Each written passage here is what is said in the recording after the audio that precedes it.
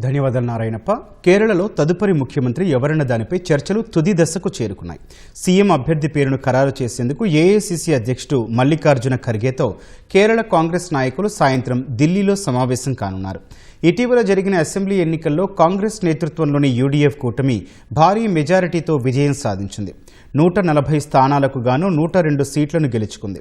ఈ క్రమంలోనే యూడీఎఫ్ కూటమికి నాయకత్వం వహించే అభ్యర్థిని ఖరారు చేసేందుకు కేరళ కాంగ్రెస్ నాయకులు ఖర్గేతో భేటీ కానున్నారు.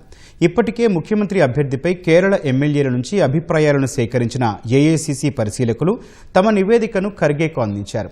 కాంగ్రెస్ అధిష్టానం, యూడీఎఫ్ భాగస్వామ్య పక్షాల మధ్య సంప్రదింపులు కొనసాగుతున్నట్లు కేరళ పీసీసీ అధ్యక్షుడు సన్నీ జోసెఫ్ తెలిపారు. ఖర్గేతో సమావేశం తర్వాత సీఎం అభ్యర్థిపై ఒక స్పష్టత వచ్చే అవకాశం ఉందన్నారు.